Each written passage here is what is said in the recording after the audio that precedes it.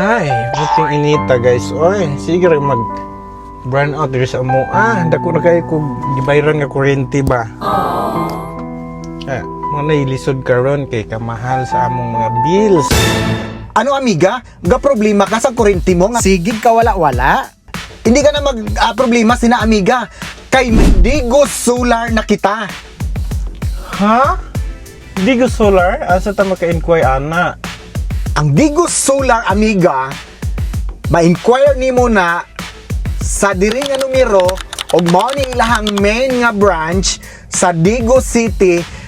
Naapod sila'y branch sa Samal Island Garden City of Samal.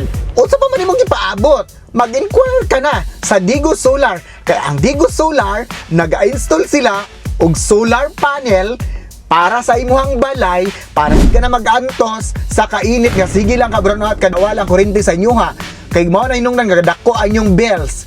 Karon, makapalit mo ka og mga pang street light sa imuhang garden diri sa imong balay, palibot sa imong kalye diri, makapalit na ka sa ila, barato ba jud kaayo. Unya, ang Digo Solar, ang quality ana number 1 jud kaayo. Ang hybrid installation kay naay battery backup. Ug dili na pud ka maka-experience og brownout ug dako ang monthly bill saving sa inyong balay og negosyo. Basta ang hybrid mao nay pinaka number 1 karon sa solar.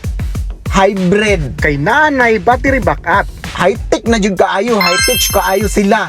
So, unsa ba nang ipaabot? Mag-Digo Solar ka na. Hala, lamiya ng Digo Solar, no? Tara na, mga ito na Tara, let's go na. Mado na mi sa Digo Solar. Tara, let's go.